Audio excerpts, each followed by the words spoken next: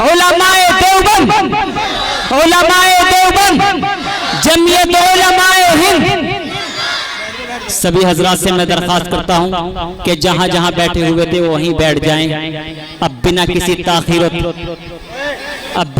تاخیر و تمہید کے میں دعوت اسٹیج دے رہا ہوں جس ہستی کے لیے ہم بے تابی سے انتظار کر رہے تھے، جس کے استقبال کی خاطر ہم نے نہ جانے کتنی کروٹیں بدلی، جس کی آمد کی خاطر ہماری آنکھیں ہی نہیں بلکہ دل بھی خوشی کے عالم میں مبتلا ہے۔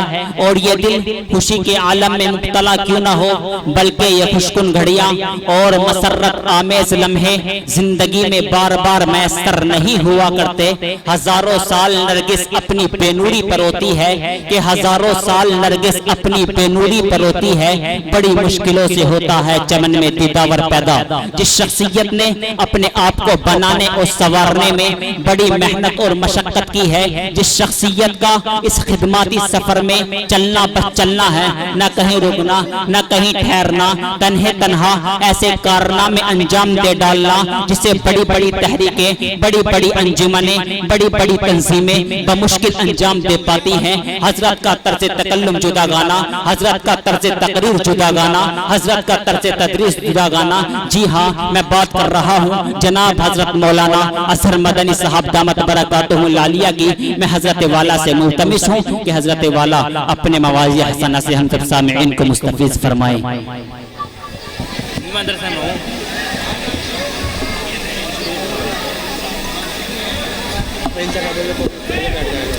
جو حضرات کھڑے ہوئے ہیں وہ نیچے بیٹھ جائیں۔ ایک بار پھر میں ان حضرات سے درخواست کر رہا ہوں جو حضرات پنڈال کے چاروں طرف کھڑے ہوئے ہیں وہ نیچے بیٹھ جائیں۔ حضرت والا کا بیان ہونا ہے، اس لیے میں سبھی حضرات سے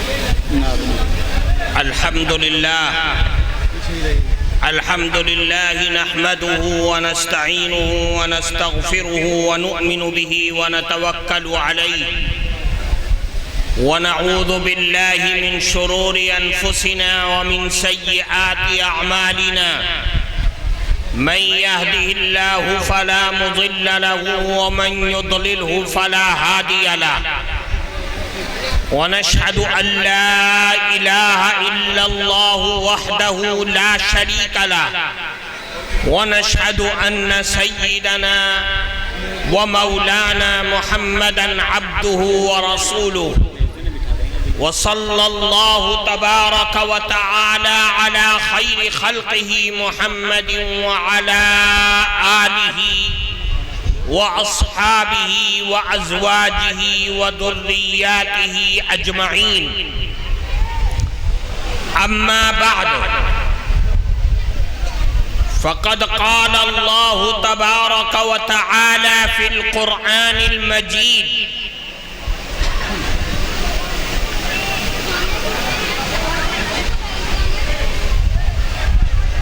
فقلت استغفروا ربكم إنه كان غفارا يرسل السماء عليكم مدرارا ويمددكم بأموال وبنين ويجعل لكم جنات ويجعل لكم أنهارا. وقال النبي صلى الله عليه وسلم إن العبد المؤمن إذا أذنب كانت نقطة سوداء في قلبه فإن تاب واستغفر صقل قلبه وإن زادت حتى تعلو قلبه فذلكم الران الذي ذكر الله تعالى كلا بل ضان على قلوبهم ما كانوا يكسبون أو كما قال رسول الله صلى الله عليه وسلم. محترم صدر جلسہ حضرات علماء کرام اور اس جلسے میں موجود قرب و جوار سے آئے ہوئے مہمانان مکرم اور تمام حاضرین جلسہ، میرے معزز بزرگوں اور عزیز دوستوں،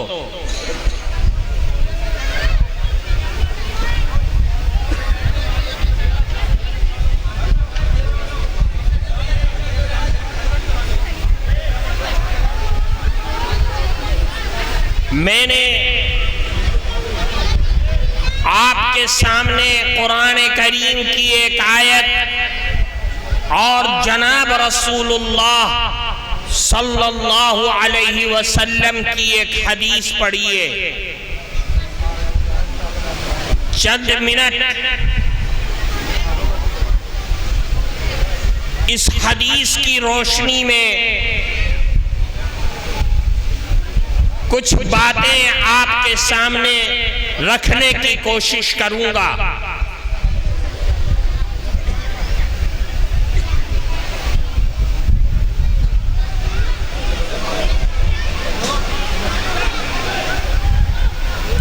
اللہ رب العزت والجلال نے ہم سب کو مسلمان بنایا، ایمان کی دولت عطا فرمائی۔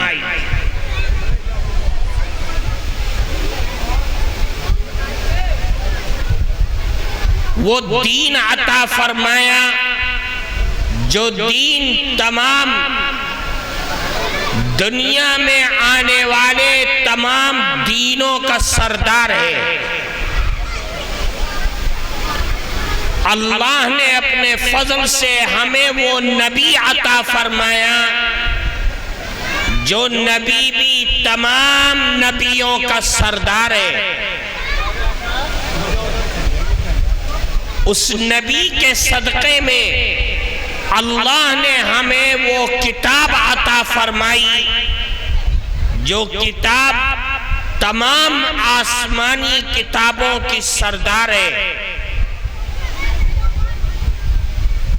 اللہ نے اس کائنات کو بنایا، سنوارا،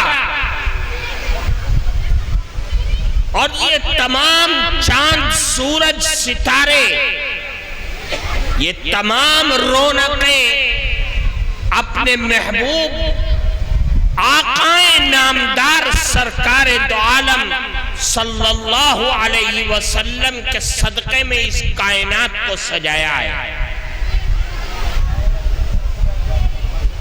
کائنات کی بقا، کائنات کی حفاظت، دنیا میں امن و امان، دنیا کے اندر رونقیں، اللہ کی رحمتیں صرف اس بنیاد پر باقی رہیں گی کہ اللہ کے آخری نبی حضرت محمد مصطفیٰ صلی اللہ علیہ وسلم کو ماننے والے، آپ کی ذات والا صفات پر ایمان و یقین رکھنے والے، اگر وہ لوگ صحیح راستے پر اپنے اللہ کو ماننے والے، اپنے اللہ کی عبادت کرنے والے، اللہ کے حکموں کو ماننے والے ہیں اور صحیح راستے پر ہیں، تو یہ دنیا کا نظام قائم رہے گا، ورنہ دنیا میں فساد پھیل جائے گا۔ اللہ کے آخری نبی جناب رسول اللہ صلی اللہ علیہ وسلم نے اس دنیا کو باقی رہنے، اللہ کے عذاب سے حفاظت کے لیے جو چیز بیان فرمائی ہے، وہ چیز یہ ہے کہ مسلمان جہاں رہے، جس حال میں رہے، اپنے اللہ سے اپنے گناہوں کی معافی مانگتا رہے، اللہ سے اپنے گناہوں کی بھیک کے معافی کی بھیک مانگتا رہے، استغفار کرے اور اللہ سے کہے کہ اے اللہ میں گنہگار ہوں، خطاکار ہوں، میں تیرا مجرم ہوں، اے اللہ اپنی دریائے رحمت سے مجھے معاف کر دے، رو کر کے، گڑ گڑا کر کے اپنے اللہ سے معافی مانگتا رہے۔ اللہ کے نبی فرماتے کل بنی آدم خطاؤون وخیر الخطائین التوابون، تمام آدم کے اولاد جتنے بھی اس دنیا میں انسان ہیں، سوائے انبیاء کے، سوائے رسولوں کے سب گناہ کرتے ہیں اور سب سے گناہ ہو سکتا ہے، لیکن سب سے بہترین انسان وہ ہے کہ اگر گناہ ہو جائے تو فوراً توبہ کرے، سچی توبہ کرے۔ جب تک کہ توبہ نہ کر لے اس کو چین نہ آئے، اس کے دل کو قرار نہ ملے، اے اللہ میں نے تیری نافرمانی کر لی ہے اور آئندہ نہ کرنے کا میں عہد کرتا ہوں، اے اللہ اپنی دریائے رحمت سے معاف کر دے۔ یہ سچی توبہ۔ اللہ کے نبی جناب رسول اللہ صلی اللہ علیہ وسلم دن بھر میں 100 مرتبہ استغفار کرتے تھے، بار بار استغفار کرتے، استغفر اللہ ربی من کل ذنب واتوب الیہ، اللہ سے معافی مانگتے تھے۔ حالانکہ اللہ کے نبی تو بخشے بخشائے تھے، لیکن اللہ سے معافی مانگنا یہ ساری امت کو یہ تعلیم دینا ہے کہ اے آدم کی اولاد تمہاری بقا اور حفاظت اس میں کہ اپنے اللہ سے گناہوں کی معافی مانگتے رہو، بخشش طلب کرتے رہو۔ جو لوگ اللہ سے معافی نہیں مانگتے، گناہ پر گناہ کرتے رہتے ہیں، اللہ کے نبی فرماتے ہیں ان کے گناہوں کی وجہ سے دل سیاہ ہو جاتا ہے، زنگ آلود ہو جاتا ہے۔ اب وہ چاہتے ہیں کہ ہم اللہ کی فرما برداری کریں، انہیں توفیق نہیں ہوتی ہے۔ کیوں؟ جس دل میں اللہ کے رحمت کے فرشتے بستے تھے، اب وہ شیطان بستا ہے اس کے اندر۔ اس کے گناہوں کی نحوست کی وجہ سے دل سیاہ اور زنگ آلود ہو جاتا ہے۔ اس لیے اللہ کے نبی فرماتے اپنے گناہوں کی معافی مانگو۔ حدیث میں آتا ہے کہ جب انسان گناہوں کی معافی مانگتا ہے تو اللہ بہت خوش ہوتا ہے، عرش پر بیٹھ کر کے خوش ہوتا ہے اور کہتا ہے کہ دیکھو یہ بندہ معافی مانگ رہا ہے، یہ سمجھ رہا ہے کہ میرا پیدا کرنے والا، میرا مالک، میرا ایک اللہ ہے جو عرش پر بیٹھا ہوا ہے اور وہ گناہوں کو معاف کرنے والا ہے۔ اللہ اس کے گناہوں کو معاف کر دیتا ہے۔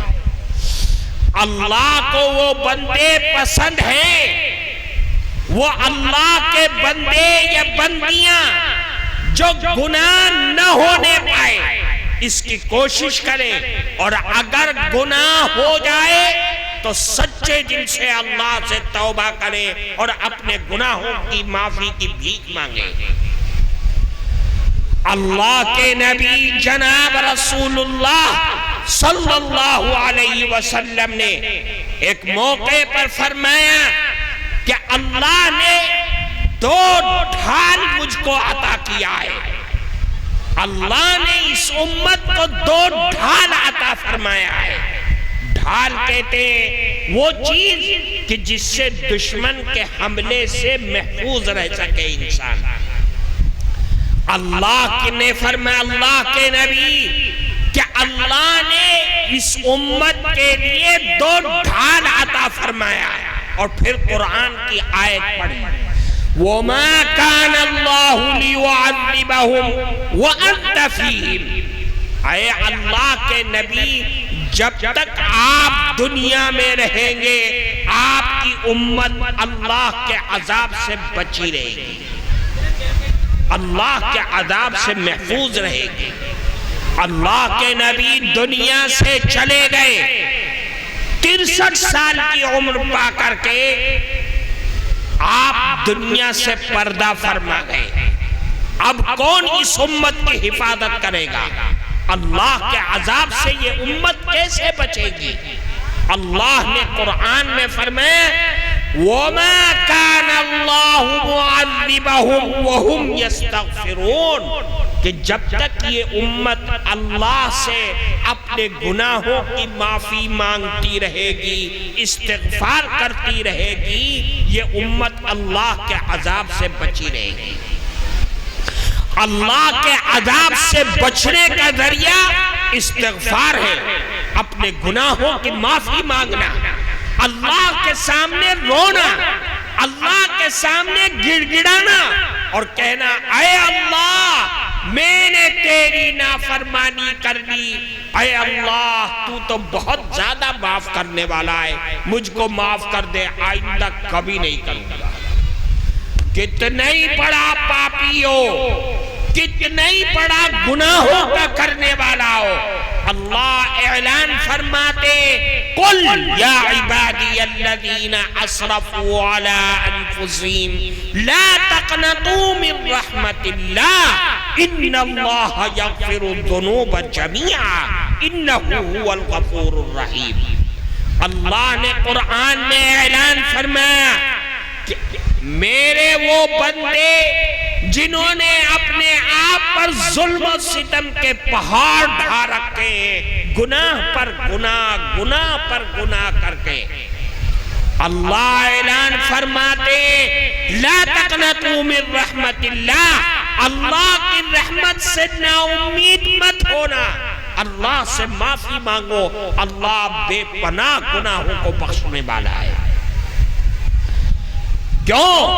اس لیے کہ اللہ اعلان فرماتے نبی عبادی انی انا الغفور الرحیم، اے نبی آپ میرے بندوں کو کہہ دیجئے کہ میں بہت زیادہ گناہوں کو معاف کرنے والا ہوں، بہت زیادہ گناہوں کو بخشنے والا ہوں۔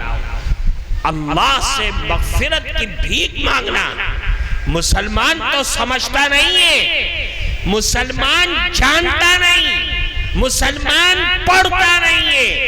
اللہ کے نبی نے اعلان فرمایا کہ دیکھ استغفار کر، اللہ سے معافی مانگ، اللہ کے سامنے رو، اپنی آنکھوں سے آنسو بہا۔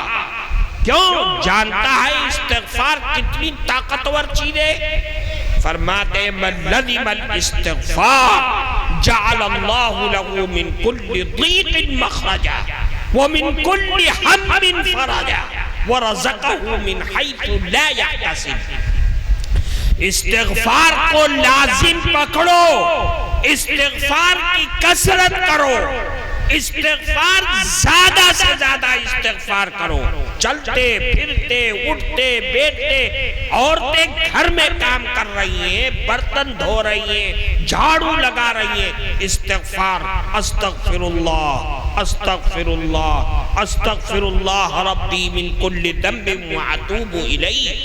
میرے نبی فرماتے جو آدمی کثرت سے استغفار کرے گا اللہ اس کی ساری پریشانیوں کو دور فرما دیں گے، اس کے سارے غموں کو دور کر دیں گے، بیماریوں کو دور کر دیں گے، اور اس کی روزی روٹی میں ایسی برکت عطا فرمائیں گے جس کا اس کو تصور بھی نہیں ہو سکتا ہے، ایسی برکت عطا فرمائیں گے۔ یہ استغفار کی طاقت ہے کہ اللہ روزی کے دروازوں کو کھول دیتا ہے۔ آج دنیا پریشان ہے، کہتی ہے کاروبار میں برکت نہیں ہے، دکان نہیں چل رہی، نوکری نہیں مل رہی۔ میرے نبی کا فرمان ہے کہ استغفار کرو 1000 مرتبہ۔